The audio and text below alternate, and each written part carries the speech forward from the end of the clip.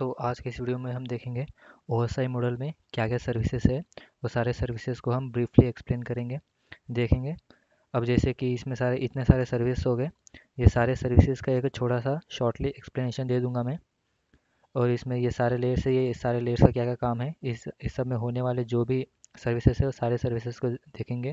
और जो भी इससे पहले का वीडियो नहीं देखा, वो जैसे कि एक शॉर्ट इंट्रोडक्शन था हमारे ओएसआई मॉडल का, तो जो भी नहीं देखा एक बार जाके वो देख ले। वो देखने के बाद ये सर्विसेज समझने के लिए थोड़ा आसानी रहेगा। तो आते हैं हमारे ओएसआई मॉडल पे। तो ये सारे हमारे लेयर्स है, जैसे कि application layer, presentation layer, section layer, transport layer, network layer, data link layer और फिजिकल लेयर। जैसे कि इसके पहले कई वीडियो में जैसे कि बोल चुका था, ये हमारे सॉफ्टवेयर सॉफ्टवेयर रिलेटेड प्रोसेसिंग में काम आता है। और ये हमारा both software and hardware relating के प्रोसेस में काम आता है। और network layer, data link layer, physical layer ये हमारे हार्डवेयर लेयर के अंडर में आता है। तो ठीक है, तो अब हम आते हैं हमारे पहले लेयर पर, एप्लीकेशन लेयर पर। एप्लीकेशन लेयर में हमारे पास देखने को मिलता है file transfer and access management और मेल सर्विसेज और डायरेक्टरी सर्विसेज। तो ये हमारे पास मेजर सर्विसेज है। तो फाइल सर्विसेज को समझते हैं पहले। ओके, फोकस कर लेते हैं एक minute. File transfer and access management, तो यहाँ पर जैसे दिया है फाइल ट्रांसफ़र और एक्सेस मैनेजमेंट। तो फिर जो हमारा ये एप्लीकेशन लेयर है, तो एप्लीकेशन लेयर जैसे कि ये ऐप से डील नहीं करता है। ये जो भी हमारे एप्लीकेशन लेयर में जो भी हमारे ऐप्स होते हैं, वो सारे प्रोटोकॉल्स के ऊपर बेस्ड होते हैं। जो भी हमारा एप्लीकेशन है, ये हमारे कंप्यूटर नेटवर्क में, जो भी हमारा कंप्यूटर नेटवर्क है, कंप्यूटर नेटवर्क में एक पार्ट बनने के लिए जो भी हमारे ऐप्स होते हैं, वो ऐप को प्रोटोकॉल प्रोवाइड करता है ये हमारा एप्लीकेशन लेयर। ओके, तो जो हमारा एप्लीकेशन लेयर है, वो ऐप्स को प्रोटोकॉल प्रोवाइड करता है ताकि वो जो भी हमारा कंप्यूटर नेटवर्क है, जो भी हमारा इंटरनेट है, वो इंटरनेट में वो कनेक्ट हो सके, उसके लिए हमारा एप्लीकेशन लेयर उसको प्रोटोकॉल्स प्रोवाइड करता है, जिसकी मदद से हम फाइल को ट्रांसफ़र कर सकते हैं और उसमें के एक्सेस को हम मैनेज कर सकते हैं। जो हमारा जो हमारा एक्सेस हो गया, अभी सपोज़ यहाँ पर एक ड्राइंग बना लेता हूँ। ये हमारा कंप्यूटर्स हो गए। तो अभी सपोज़ ये डाटा इस साइड से इस साइड शेयर कर रहा है, तो उस मोमेंट पर ये हमारा हो जाएगा रिमोट, ये हो जाएगा हमारा लोकल। तो ठीक है, तो रिमोट से लोकल एड्रेस पे डाटा शेयर करने के लिए हम ये FTAM यूज़ करते हैं। और यही जैसे कि ये हमारा मेल सर्विसेज भी प्रोवाइड करता है। जो भी हमारे मैसेजेस है, ये थ्रू हमारे मेल सर्विसेज के थ्रू पॉसिबल हो पाता है। और डायरेक्टरी मतलब जो भी हमारे कंप्यूटर में के जो भी हमारे data files, songs, audio video, जो भी हमारा फाइल है, वो सब को एक्सेस कराने के लायक बनाता है हमारा application layer through this services. Okay, directory services के थ्रू। तो अब आ जाते हैं हमारे नेक्स्ट नेक्स्ट लेयर पर, जो कि है हमारा प्रेजेंटेशन लेयर। तो प्रेजेंटेशन लेयर में हमें तीन मेजर सर्विसेज देखने को मिलते हैं: ट्रांसलेशन, इनक्रिप्शन और कॉम्प्रेशन। ये इंक्रिप्शन डिक्रिप्शन ये हमारा दोनों एक ही है। यहाँ पर लिख देता हूँ डिक्रिप्शन। ओके, तो ये हमारे तीन मेजर प्रोसेस है। तो फिर अभी इसमें से हर एक सर्विसेज को एक बार डिटेल में समझते हैं। तो पहले आ जाते हैं ट्रांसलेशन पे। तो ट्रांसलेशन का एक एग्जांपल मैं ड्रॉ करके बताता हूँ। तो सपोज़ मेरा मैसेज हो गया, हेलो ब्रो। तो जैसे कि ये सपोज़ मैं अपने फ्रेंड को ये मैसेज सेंड कर रहा हूँ, तो जो भी हमारा मैसेज रहेगा, ये हमारा नॉर्मल डाटा हो गया। तो जो भी हमारा डाटा रहेगा, वो डाटा मेरे मेरे फ्रेंड तक जाने से पहले ये हमारे प्रेजेंटेशन लेयर में कुछ इस तरह के फॉर्मेट में ये हमारा डाटा चेंज होके जाता है। जो कि इसके पहले की वीडियो में मैं डिस्कस किया था, हमारे प्रेजेंटेशन लेयर में सिंटैक्स और सिनेमैटिक्स पे प्रोसेसिंग होता है।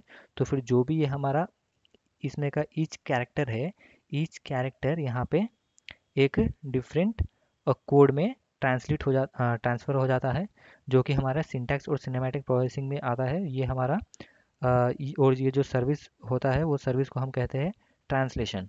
तो ओके, तो प्रेजेंटेशन लेयर में होने वाला ट्रांसलेशन का काम, ट्रांसलेशन सर्विसेज का काम ये है। अब आ जाता है इंक्रिप्शन और डिक्रिप्शन के ऊपर। तो इंक्रिप्शन डिक्रिप्शन समझने के लिए मैं इसके ऊपर भी एक छोटा सा एक शॉर्ट एक्सप्लेनेशन दे रहा हूँ। अभी सपोज़ यही मेरा ऊपर का डाटा मैं कंसिडर करता हूँ, हेलो ब्रो। तो इसमें क्या होता है, इसमें जो हर एक हमारा कैरेक्टर है, हर एक कैरेक्टर को ASCII वैल्यू के कैरेक्टर के ही एक कैरेक्टर में इसको प्लेस कर दिया जाता है। ओके, तो फिर ये जैसे कि एक मैं अपनी तरफ से ले रहा हूँ, यहाँ पर इसका की वैल्यू हो जाएगा की इक्वल टू 1। तो फिर हमारा हर कैरेक्टर का जो भी ASCII वैल्यू रहेगा वो ASCII वैल्यू में 1 वैल्यू चेंज हो जाए, एडिशन हो जाएगा। तो उसमें क्या होएगा, इसका फॉर्मेट बदल जाएगा। इसका फॉर्मेट ऐसे कुछ भी आ सकता है, ऐसे कुछ GRT कुछ ऐसे आ गया समझो। तो ऐसे कुछ इसका फॉर्मेट चेंज हो जाएगा। तो ये हो गया हमारा इंक्रिप्शन, मतलब हमारे जो ओरिजिनल डाटा है, ओरिजिनल डाटा में एक की का वैल्यू ऐड हो जाता है जिससे उसका फॉर्मेट बदल जाता है। और जब हमारे डेस्टिनेशन तक पहुंचेगा तो उसमें की का वैल्यू को रिड्यूस कर लिया जाता है। रिड्यूस करने के बाद हमारा एक्चुअल जो डाटा है वो डाटा ऑपरेंड हो जाता है। तो वो हमारा डाटा उधर से डिक्रिप्शन होके नेक्स्ट स्टेज में पहुंच जाता है प्रॉपर फंक्शनिंग के लिए। तो ये होता है हमारा इंक्रिप्शन और डिक्रिप्शन में। ओके, तो यहाँ पर हम इंक्रिप्शन डिक्रिप्शन में क्या समझे, इंक्रिप्शन में हमारा की वैल्यू ऐड हो जाता है जिसके जिसकी वजह से हमारा फॉर्मेट बदल जाता है। और डिक्रिप्शन में की वैल्यू निकाल कर उसका फॉर्मेट को वापस ओरिजिनल फॉर्मेट में ला लिया जाता है, और वो जो की वैल्यू रहता है ये सीक्रेटली मेंटेन किया जाता है। तो ये था हमारे इसमें का सेकंड सर्विस। तो अब आ जाता है थर्ड सर्विस के ऊपर, जो कि है हमारा कॉम्प्रेशन। तो कॉम्प्रेशन क्या करता है, जो भी हमारा ओरिजिनल डाटा है, ओरिजिनल डाटा का साइज जैसे कि बहुत ज़्यादा रहता है, तो वो डाटा को भेजने से पहले, एक मिनट बैठ बता देता हूँ। ओके, तो डाटा को भेजने से पहले जो भी हमारा ओरिजिनल डाटा है उसको कॉम्प्रेस किया जाता है, ताकि जो हमारा डाटा है वो इंटरनेट में बहुत तेज़ी से हमारा डाटा ट्रांसफ़र हो सके। जो भी उसमें का अननेसेसरी डाटा है उसको कॉम्प्रेस करके रिड्यूस कर लिया जाता है, ताकि जो भी हमारा कम स्टोरेज वाला डाटा रहेगा वो फास्टली डिलीवर हो सके। फिर आ जाता है हमारा थर्ड लेयर पे, जो कि है हमारा सेक्शन लेयर। तो ओके, तो सेक्शन लेयर्स में हमारे पास डायलॉग कंट्रोल और सिंक्रोनाइजेशन सर्विसेज होते हैं। तो डायलॉग कंट्रोल में क्या होता है, ये रिलेशन बताता है एक कंप्यूटर और दूसरे कंप्यूटर के बीच में क्या रिलेशन है। ये जैसे कि एक कंप्यूटर दूसरे कंप्यूटर के बीच में जो भी उसके सोर्सेस है वो API के थ्रू कनेक्शन रहते हैं। ये हमारे डायलॉग कंट्रोल में डायलॉग कंट्रोल का सर्विसेज वो हैंडल करता है।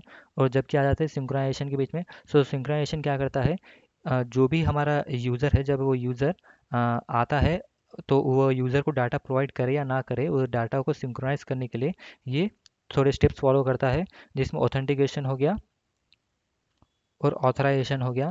वो पहले यूज़र को ऑथराइज़ करेगा कि जो हमारा यूज़र है वो प्रॉपर यूज़र है कि नहीं है। अगर प्रॉपर यूज़र नहीं रहेगा तो वो उसको डिनाई कर देगा, अगर प्रॉपर यूज़र रहेगा तो उसको एक्सेस दे देगा। जो भी उसका डाटा है, जो भी उसका सर्वर है, उसको एक्सेस दे देगा, जो कि हमारा डाटा सिंक्रोनाइज़ करेगा वो हमारे यूज़र के साथ। तो ये आ जाता है हमारे सेक्शन लेयर में, जो कि डाटा कंट्रोल और सिंक्रोनाइजेशन इसके सर्विसेज है। अब आ जाता है हमारे फोर्थ लेयर, जो कि हमारा ट्रांसपोर्ट लेयर। ये ट्रांसपोर्ट लेयर हमारे पूरे OSI मॉडल का एक तरह से बहुत इंपॉर्टेंट लेयर है। इसको heart of the OSI model भी कहा जाता है। अब देख लेते हैं हमारे इस वाले लेयर में काफ़ी सारे जैसे कि सर्विसेज है, काफ़ी सारे इंपॉर्टेंट सर्विसेज है। अब देखते हैं वो सारे सर्विसेज क्या क्या है। पहला हो गया हमारा पोर्ट एड्रेसिंग, फिर उसके बाद आता है सेगमेंटेशन और रीअसेंबली, फिर उसके बाद आ जाता है कनेक्शन कंट्रोल, उसके बाद एंड टू एंड, उसके बाद फ्लो कंट्रोल, उसके बाद एरर कंट्रोल। तो अब देखते हैं पोर्ट एड्रेसिंग क्या होता है। तो पहले आ जाते हैं पोर्ट एड्रेस पे। तो पोर्ट एड्रेस क्या करता है, अभी हमारे एक ही एप्लीकेशन में, ओके, एक डायग्राम बना लेता हूँ इसका भी। अभी सपोज़ ये हमारा यूट्यूब ही हो गया, तो यूट्यूब का वीडियो प्ले होने के लिए यहाँ पे हमारा वीडियो प्ले हो रहा है, फिर दूसरे सोर्स से ऑडियो आ रहा है। तो ये जैसे कि एक ही एप्लीकेशन है, एक ही एप्लीकेशन में हमें वीडियो और ऑडियो ये दोनों जैसे देखने को मिल रहा है। तो ये हमारा वीडियो के लिए एक पोर्ट हो गया, ऑडियो के लिए एक पोर्ट हो गया। तो हमारा एक ही एप्लीकेशन को प्रॉपर वर्किंग करने के लिए यहाँ पर टू टू डिफरेंट जैसे कि पोर्ट्स हो गए, वैसे ही एक एप्लीकेशन में काफ़ी सारे पोर्ट्स होते हैं उसको प्रॉपरली वर्किंग करने के लिए। तो वो जो पोर्ट्स है, वो पोर्ट्स हमारा असाइन किया जाता है हमारे ट्रांसपोर्ट लेयर के थ्रू। इसमें काफ़ी सारे पोर्ट्स होते हैं। वो जो भी डाटा आता है, अभी वीडियो स्ट्रीमिंग पोर्ट पे हमारा वीडियो वाला डाटा आएगा, ऑडियो स्ट्रीमिंग पोर्ट पे हमारा ऑडियो वाला डाटा आएगा। तो इस तरह से जो भी डाटा है हमारे पोर्ट एड्रेसिंग हमारे इस वाले ट्रांजिशन लेयर में होता है। फिर उसके बाद आ गया हमारा सेगमेंटेशन और सेगमेंटेशन एंड रीअसेंबली। तो सेगमेंटेशन और रीअसेंबली को भी हम एक डायग्राम में समझेंगे। तो इमेजिन करो ये हमारा हेलो ब्रो, ये हमारा डाटा है। तो ये डाटा को ये जो भी ये सेकंड लेयर क्या करेगा, उसको डिफरेंट फॉर्मेट में हमारे डाटा को बना देगा। ओके, मतलब इस वाले डाटा को कुछ EXTG1234 कुछ ऐसा फॉर्मेट बना देगा। तो जो हमारा डाटा रहेगा वो डाटा को ट्रांसपोर्ट लेयर क्या करता है, सेगमेंट्स में डिवाइड कर देता है। ओके, तो सपोज़ इसको 4 सेगमेंट्स में हमारा ट्रांसपोर्ट लेयर इसको डिवाइड कर दिया है। Let take it as ABCD। तो ये हमारा सेक्शन हो गया। तो अभी ये हमारा सेगमेंट्स हो गया। तो ये सारे सेगमेंट्स को अगर मैं इस ऑर्डर के हिसाब से अगर मैं अरेंज करके अगर मैं इसको पढ़ूंगा तो हमारा ये वाला डाटा आएगा। तो ये हो गया हमारा सेगमेंटेशन। तो उसको रीअसेंबली क्या होता है, जब हमारा डाटा सेंडर की तरफ से रिसीवर की तरफ पे जाता है तो तो जो हमारे सेगमेंट्स है ये इसी फॉर्मेट में नहीं रहते हैं। जब हमारे रिसीवर की तरफ जाते हैं तो वो कुछ ऐसे ABDC, तो कुछ इस तरह से हमारा डाटा पहुंच जाता है। तो अब जैसे कि डाटा ये फ्लक्चुएटेड है, ये हमारा प्रॉपर अरेंजमेंट नहीं है, तो जो भी हमारा ये वाला डाटा है वो डाटा हमारा रॉन्ग डाटा हमारे रिसीवर के पास पहुंचेगा। तो इसे मेंटेन करने के लिए रीअसेंबली सर्विस को इधर रन किया जाता है। तो उसकी वजह से क्या होता है, रीअसेंबली क्या करता है, हमारे इस वाले सेगमेंट को प्रॉपरली अरेंज कर देता है, जिसकी वजह से हमारा डाटा प्रॉपर वे में यूज़र डेस्टिनेशन तक पहुंच जाता है। तो ये हो गया हमारा सेगमेंटेशन एंड रीअसेंबली। यहाँ पे जो हमारा डाटा है सेगमेंट्स में होता है, फिर बाद में उसको रीअसेंबल किया जाता है इस वाले लेयर में ही। फिर उसके बाद आ जाते हैं हमारा कनेक्शन कंट्रोल। तो कनेक्शन कंट्रोल में हमारे पास टू टाइप्स है, एक होता है कनेक्शन वाला, फिर और एक होता है वो कनेक्शनलेस कंट्रोल। तो यही दो कंट्रोल्स होते हैं ये हमारे कनेक्शन कंट्रोल में, जिसमें आ जाता है हमारा UDP और TCP। इसके बारे में हम बाद में पढ़ेंगे। फिर उसके बाद आता है हमारा एंड टू एंड। अभी इसमें कॉमा है, ये टू डिफरेंस है। तो एंड टू एंड में हमारे पास आ जाता है। तो एंड टू एंड को भी हम डायग्राम के थ्रू समझते हैं। तो सपोज़ ये हो गया हमारा सर्वर और ये हो गया हमारा मोबाइल फ़ोन। ठीक है। तो सपोज़ ये सर्वर हमारा जनरेट करता है 100 MBPS का स्पीड ऑफ डाटा, और हमारा फ़ोन सपोर्ट करता है सिर्फ खाली 50 MBPS का स्पीड ऑफ डाटा। ओके। तो ये जो सर्वर है, ये सर्वर सेंड कर रहा है हमें डाटा 50 MBPS पे। तो फिर जो हमारा मोबाइल है वो सर्वर को एक एक्नॉलेजमेंट सेंड करेगा, एक मैसेज पास ऑन करेगा, जिससे क्या करेगा, जो हमारा सर्वर है ये अपना स्पीड कम कर लेगा 50 MB 10 MBPS पे। क्योंकि ये जो हमारा 50 MBPS है ये हमारा मोबाइल हैंडल नहीं कर पा रहा है, जो भी हमारा डाटा है वो ओवरफ्लो हो जा रहा है, जिससे हमारा डाटा यहाँ पे इंक्रिप्ट हो जा रहा है, हमारा डाटा इधर प्रोसेसिंग नहीं कर पा रहा है। तो उसको सॉल्व करने के लिए ऐसे ये मैसेज पास करता है सर्वर पर, ताकि वो अपना स्पीड घटा ले। या फिर सपोज़ ये हमारा मोबाइल हैंडल करता है ये 10 MBPS ऑफ डाटा, लेकिन सर्वर भेज रहा है सिर्फ खाली 5 MBPS ऑफ डाटा। तब ये हमारा मोबाइल उसको मैसेज भेजेगा कि अपना डाटा रेट उसको थोड़ा सा इंक्रीज़ कर ले, तो वो 10 MBPS कर लेगा। तब हमारा जो भी मोबाइल है, हमारा मोबाइल उसको फास्ट प्रोसेसिंग कर सकता है। ओके। तो ये हो गया हमारा एंड टू एंड का एग्जांपल। तो ये था हमारा service, end to end service हमारे ट्रांसपोर्ट लेयर में। फिर उसके बाद आ जाता है फ्लो कंट्रोल। तो फ्लो कंट्रोल सर्विस डील करता है हमारे ट्रांसपोर्ट लेयर में। जो भी हमारा डाटा आ रहा है वो कौन से रेट के साथ आ रहा है, कौन से रेट के साथ बाहर जा रहा है, कौन से सिस्टम से कौन से सिस्टम में वो कैसे ऑपरेशंस हो रहा है, ये हमारे फ्लो कंट्रोल के सर्विसेज में देखा जाता है। इसे हम बाद में डिस्कस करेंगे, ये वाला कुछ डीप टॉपिक है। फिर उसके बाद आता है हमारे एरर कंट्रोल के ऊपर। तो एरर कंट्रोल के ऊपर ये एरर कंट्रोल सर्विस हमारा क्या करता है, जो भी हमारे कंप्यूटर है, अभी अभी इधर से सपोज ट्रैफिक बहुत ज़्यादा है, अभी अभी जो इसका स्पीड है, इसका लिमिटेड स्पीड है। इधर इधर से काफ़ी सारे जो डाटा है वो एक ही साथ इसमें आ रहे हैं। तो एक ही साथ आने पर क्या होएगा, जो ये पैकेजेस है, ये सारे पैकेट्स है, डाटा पैकेट्स है, डाटा पैकेट जब एक ही बार स्पीड में आएंगे तो ये सारे यहाँ पे ऐसे कोलिजन होने का चांसेस है। तो इस तरह से ये कोलिजन्स को रोकने के लिए हम यहाँ पे टू मेथड्स यूज़ करते हैं, एक एरर डिटेक्शन का और एक एरर करेक्शन का। तो एरर करेक्शन में हमारे पास आता है ऑटोमेटिक रिपीट रिक्वेस्ट, जो कि हमारे चेकसम के अंडर में आता है। तो वो भी हम ये सब टॉपिक्स हम बाद में डिस्कस करेंगे। एरर कंट्रोल ये भी हिज टॉपिक है। तो हमारे ट्रांसपोर्ट लेयर में ये सारे सर्विसेज है जो कि मिलकर हमारे OSI मॉडल को रन करते हैं। फिर उसके बाद आते हैं हमारे फिफ्थ लेयर में, जो कि हो गया हमारा नेटवर्क लेयर। तो नेटवर्क लेयर में हमें आता है लॉजिकल एड्रेसिंग और राउटिंग। तो लॉजिकल एड्रेसिंग क्या हो गया, तो जो भी हमारा सिस्टम हो गया, वो सिस्टम को इंटरनेट पे पहचानने के लिए उसको एक IP एड्रेस होना ज़रूरी होता है। तो IP एड्रेस के थ्रू क्या होता है, जो भी हमारा सिस्टम है वो इंटरनेट पे वो रिकॉग्नाइज होता है। तो जो भी हमारा सिस्टम है उसको आईपी एड्रेस प्रोवाइड करने के लिए ये लॉजिकल एड्रेसिंग हम यूज़ करते हैं। तो जैसे कि आईपी एड्रेस जो हो गया वो सिस्टम पे परमिट नहीं होता है।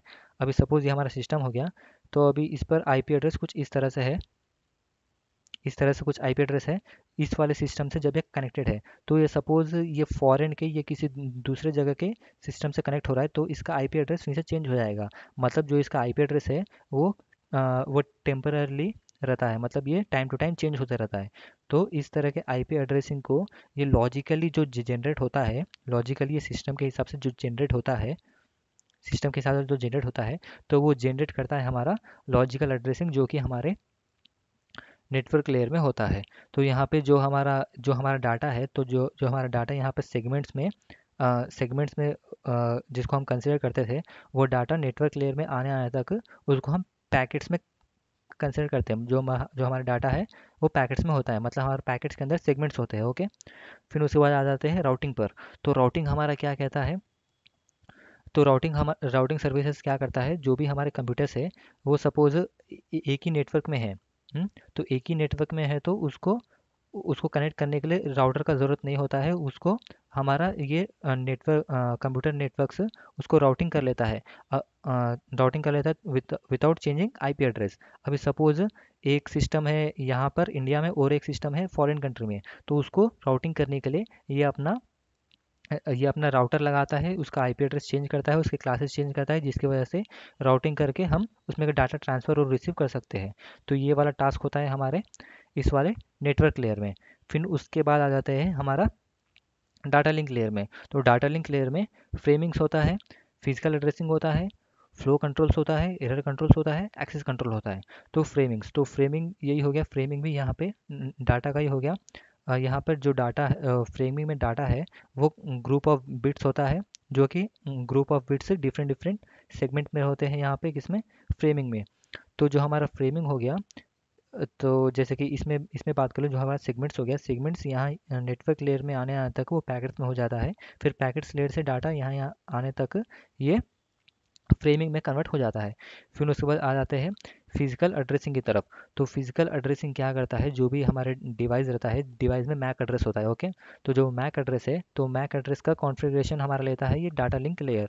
ओके, तो डाटा लिंक लेयर क्या करता है, जो भी हमारा मैक एड्रेस है, मैक एड्रेस को लिंक कर देता है इस वाले, जो ऊपर से जो भी डाटा आया था इस वाले लेयर से, जो भी इस वाले लेयर तक जो भी आईपी एड्रेस के साथ जो डाटा आया था, वो आईपी एड्रेस वाले डाटा के साथ अपना मैक एड्रेस का डाटा भी ऐड कर देता है, ताकि वो फर्दर नेक्स्ट लेयर के लिए वो प्रोसीड कर सके।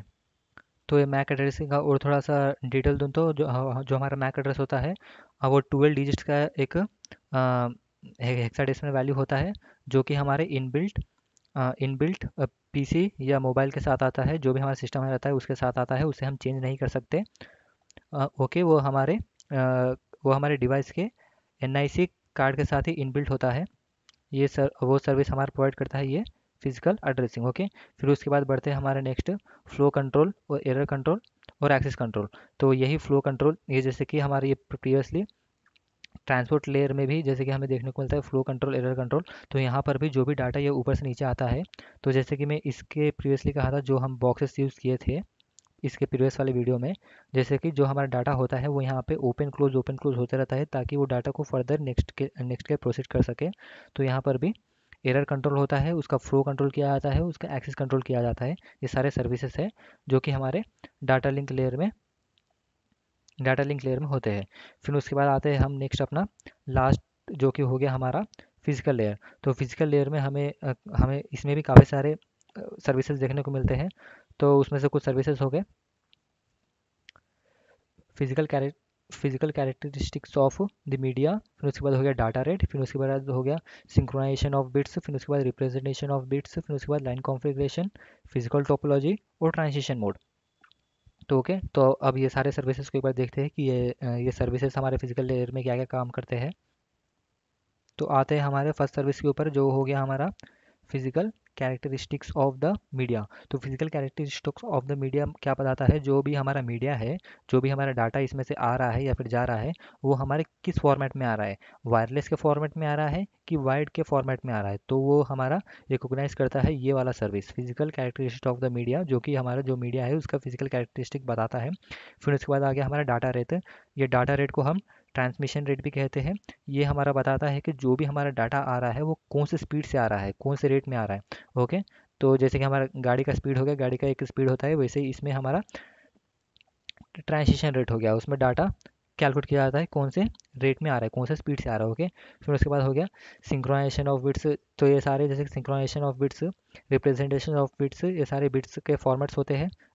इसके साथ जो भी सिंक्रोनाइज करना है, कौन से यूज़र और कौन से रिसीवर के बीच में डाटा को भेजना है, कैसे उसको ऑर्गेनाइज करना है, एक्सेस देना है, ये सारा हमारा सिंक्रोनाइजेशन ऑफ बिट्स और रिप्रेजेंटेशन ऑफ बिट्स में होता है। जिसमें डाटा को ये कैसे रिप्रेजेंट करना है, उसको इनकोडिंग करना है, उसको डिकोडिंग करना है, ये सारा हमारा रिप्रेजेंटेशन ऑफ द बिट्स में होता है। तो ये सारे हमारे फिजिकल लेयर के सर्विसेज है। उसके बाद आ जाता है फिर हमारा ये लाइन कॉन्फ़िगरेशन। तो लाइन कॉन्फ़िगरेशन तो ये भी जैसे कि एक मोड है, एक तरह से हमारा फिजिकल लेयर का मोड है। तो लाइन कॉन्फ़िगरेशन में क्या होता है, ये हमारा बताता है जो हमारा कंप्यूटर्स है, वो कंप्यूटर्स पॉइंट टू पॉइंट में है या फिर पॉइंट टू मल्टीपल पॉइंट्स में है। मतलब जो हमारा डाटा है वो एक कंप्यूटर से एक ही कंप्यूटर के बीच में जा रहा है या फिर एक कंप्यूटर से मल्टीपल कंप्यूटर के बीच में जा रहा है। अभी एक के बीच मतलब ये एंड टू एंड इंक्रिप्शन वाला हो गया, जैसे कि हमारा व्हाट्सएप में हो गया, या फिर वन टू मल्टी मतलब जैसे कि इसके पहले मैं बोला था, ये हमारे स्कूल या कॉलेजेस में जो होता है वन टू मल्टी, एक मेन कंप्यूटर होता है, फिर उसके बाद बाकी के सब सिस्टम्स होते हैं। तो वो जैसे कि वो कॉन्फ़िगरेशन हमारा ये लाइन कॉन्फ़िगरेशन के अंडर आता है, जो कि हमारा फिजिकल लेयर का एक सर्विस है। फिर उसके बाद हो गया फिजिकल टोपोलॉजी। तो फिजिकल टोपोलॉजी ये तो फॉर्म्स हो गए। जो भी हमारा कंप्यूटर्स है वो नेटवर्क में कोई ना कोई फॉर्म में तो होता ही है। वो चाहे वो बस के फॉर्म में हो गया या फिर रिंग के फॉर्म में हो गया, या फिर मेश के फॉर्म में हो गया, हाइब्रिड हो गया, स्टार हो गया। तो फिर ये सारे जैसे कि ये सारे टोपोलॉजी है, ये सारे फॉर्म है। मैं ये फिजिकल टोपोलॉजी के ऊपर जैसे कि इससे पहले वीडियो बना चुका हूँ, वो वीडियो जाके देख लो, उसमें मैं सारे जो भी different types of physical topology से उस सब के ऊपर एक एक्सप्लेनेशन दिया हूँ। वो देखोगे तो समझ में आ जाएगा कि फिजिकल टोपोलॉजी क्या होता है। फिर उसके बाद आ जाते हैं हमारे ट्रांसमिशन मोड के ऊपर। तो जो भी हमारा डाटा है, अभी यही हो गया, इसके और इसके बीच में जो डाटा हमारा फ़्लो हो रहा है वो वायर्ड या वायरलेस के फॉर्मेट में ही फ़्लो होएगा। तो वो जो फ़्लो हो रहा है उसे मालूम करने के लिए कि वो जो हमारा वायर्ड है या वायरलेस है, जिसको हम गाइडेड और अनगाइडेड भी कहते हैं, वो हमारा ऑप्टिकल केबल के थ्रू हो रहा है या फिर कॉपर केबल के थ्रू हो रहा है, जिसको हम कोएक्सियल केबल भी कहते हैं, जिसमें इंसुलेशन होता है। फिर या फिर वो रेडियो वेव्स या फिर जो हवा में घुल मिल कर जाता है, रेडियो वेव्स फ्रीक्वेंसी के ऊपर जो वर्क करता है। ये सारे जैसे कि इसके फॉर्मेट हो गए डाटा को एक कंप्यूटर से दूसरे कंप्यूटर तक भेजने के लिए। तो एक ट्रांसमिशन मोड के ऊपर भी एक सेपरेट वीडियो में लाने वाला हूँ। इसके ऊपर तो बन गया है। ओके, तो ये सारे सर्विसेज थे हमारे फिजिकल लेयर के ऊपर। तो ओके, तो यही ट्रांसमिशन मोड में वही होता है कि डाटा कैसे फ्लो हो रहा है, लाइट के फॉर्मेट में या फिर सिग्नल वोल्टेज के फॉर्मेट में या फिर सिग्नल के फॉर्मेट में, फ्रीक्वेंसी के फॉर्मेट में। ये सारा हम फिजिकल लेयर में देखते हैं। तो ये थे हमारे ओएसआई मॉडल के 7 लेयर्स।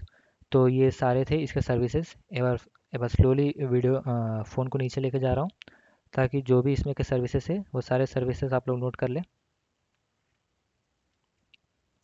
तो ओके, ये वीडियो थोड़ा लंबा बन गया, लेकिन मैं ट्राई किया कि यही एक ही वीडियो में जितने भी सारे सर्विसेज थे वो सारे सर्विसेज में एक ही वीडियो में कवर कर सकूं।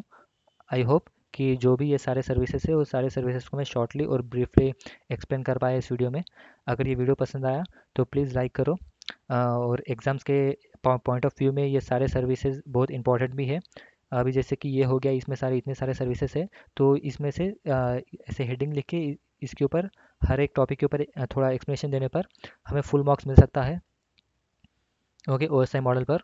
तो ओएसआई मॉडल में तो यही सारे सर्विसेज है, important services. I hope you like the video. अगर वीडियो पसंद आए तो प्लीज़ लाइक करो और चैनल को सब्सक्राइब कर लो प्लीज़, ताकि मेरे को थोड़ा मोटिवेशन मिले। अभी मेरे सब्सक्राइबर्स बहुत कम हैं, तो प्लीज़ चैनल को सब्सक्राइब कर ले। And thanks for watching.